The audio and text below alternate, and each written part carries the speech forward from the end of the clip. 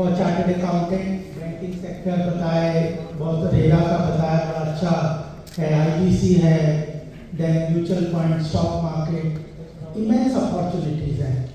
और यह टॉपिक भी बहुत रेलिवेंट है, तो मेरे साथ जो पैनलिस्ट हैं और यहाँ पर मेरे फेलो प्रोफेशनल्स हैं, उन सबका मैं अभिनंदन करता हूँ।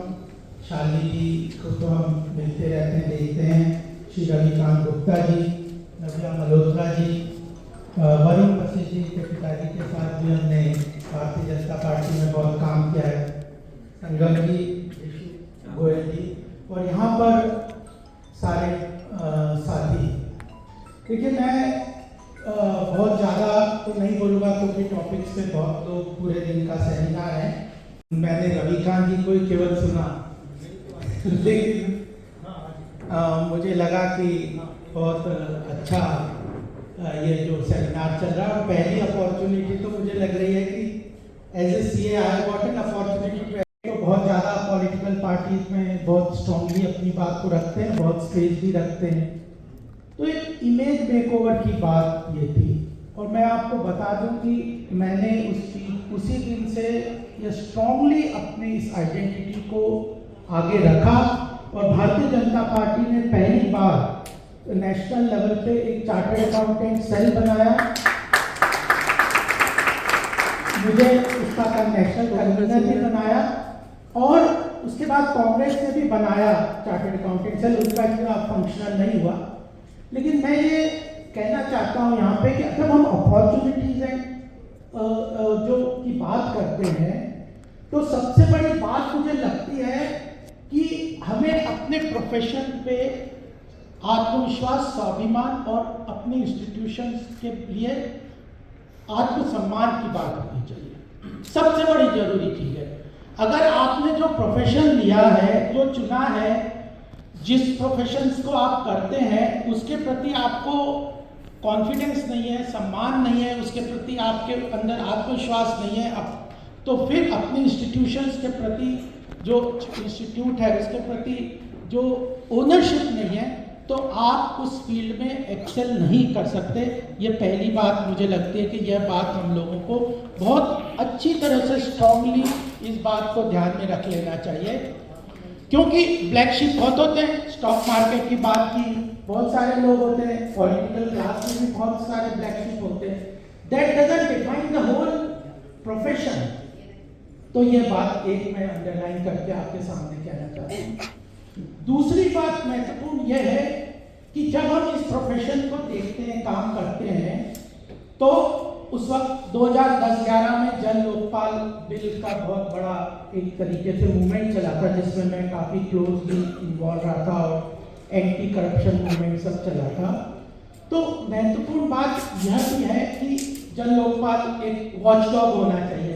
तो मैंने कहा, मेरा ये स्ट्रांगली बिलीव था, in the corporate world chartered accountant are the real watchdog who controls the economic ecosystem।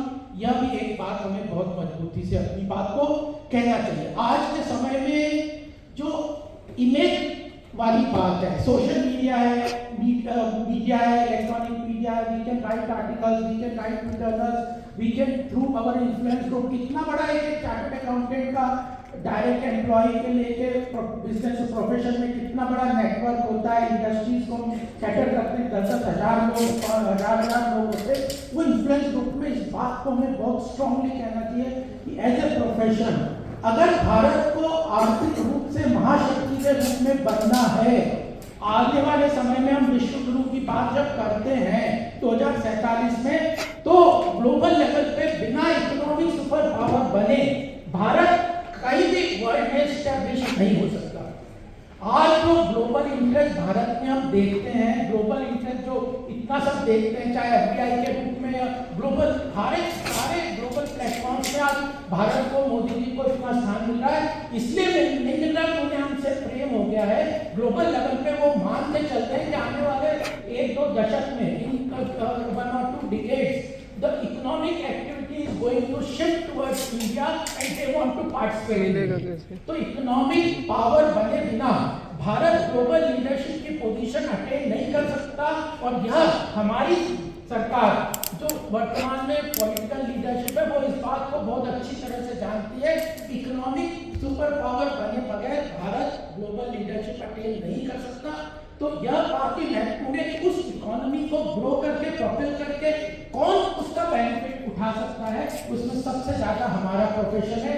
और भी हो सकते हैं, लेकिन chartered accountant is one profession which can strongly contribute and capitalise to the growth of the Indian economy and at the same time benefit from that growth for us. तो this is image opportunity. ये मैं आपके सामने background के रूप में जरूर रखना चाहता था कि हमें अपने स्वाभिमान के साथ, आत्मविश्वास के साथ, अपने कनेक्ट के साथ इस बात को स्टैब्लिश करना है कि we are the watchdog of the economic ecosystem, business ecosystem of the country. We are the watchdog for them. We can catalyze the growth, and if India has to grow, it is our profession that can contribute maximum to the growth of the country's economy, and that itself will create big opportunities for all of us.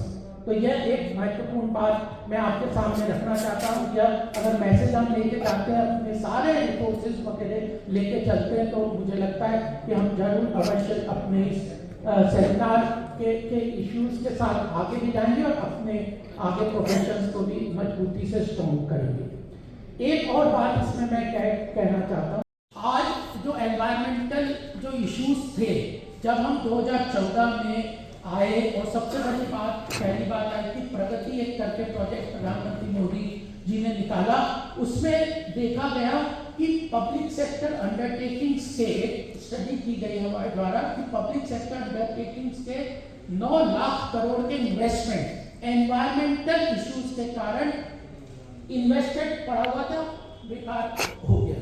तो ये जो environmental cost का internalise करना है, social cost को internalise करना है, ये कैपेसिटी अगर हम बिल्ड करेंगे, हम कई बार अपने आप को रेस्ट्रिक्ट कर देते हैं। कॉर्पोरेट लेवल पे इमेंस अपॉर्चुनिटी, हमारे बैलेंस शीट्स में कैसे हम सोशल एचआर डेवलपमेंट को, इन चीज़ों को हम सस्टेनेबिलिटीज को कैसे बैलेंस शीट्स में इंकॉर्पोरेट करके उनको डॉक्यूमेंट करके ब्लैक एंड व्हाइट में लेके आते हैं, उनके मेथड्स कैसे डेवलप करते हैं, यह भी एक बहुत महत्वपूर्ण मुझे लगता है कि अपॉर्चुनिटीज है। एक और बात मैं आपके सामने ऐड करता हूँ, CSR वाला है। CSR started as a voluntary from the corporate sector, then after in 2013 उसको ऑफिशियली कंपनी लॉ में इंकॉर्पोरेट किया गया। उसके का इम्पैक्ट असेसमेंट करना, और ये सारी मैं ये जो बातें बता रहा हूँ, ये कॉर्पोरेट लेवल पे कंपनीज के अपने अंदर सारी कैपेबिलिटी नहीं है, ये धीरे धीरे आउटसोर्स हो रही हैं, कंसल्टेंट्स अपॉइंट हो रहे हैं, और कहीं ना कहीं ये जो बिग 4 जिनको हम कहते हैं, ये कंपनीज इन चीज़ों में इवन ऑडिट और टैक्सेशन से बदल के इन चीज़ों में ज़्यादा एक्टिवली काम कर रहे हैं, और इनकी फीस जो है वो बहुत ज़्यादा है। इनकी फीस जो नॉर्मल फीस से हम देखते हैं, और उसमें रिस्पॉन्स जो काम के मेहनत है या काम की जो पैसा हर साल खर्च कर रहे हैं, वो एसेट्स को डोनेशन कर दिया, उस एसेट्स क्रिएशन हो रहे हैं, उनका कैसे कंट्रोल हो रहा है, ये सारे आउटसोर्स होंगे। क्योंकि पे ओनरशिप, इंस्टीट्यूशन का ओनरशिप और अपने प्रोफेशन पे गौरव, ये चीज़ें हैं। भारत की अर्थव्यवस्था बहुत अच्छी तेज़ी से आगे बढ़ने वाली है, उस सबका मैक्सिमम बेनिफिट हम लोगों को, हमारे प्रोफेशन को, हमारे एक्टिविटीज़ को मिलने वाला है। हमें अपने होराइजन, अपने विजन और उसको एक्सपेंड करना है, और सरकार के थॉट और उस प्रोसेस के साथ अलाइन करके चलना है। तो इमेंस अपॉर्चुनिटीज़ हम लोगों को मिलेगी corporate level. Thank you very much. Bharat माता की, भारत माता की।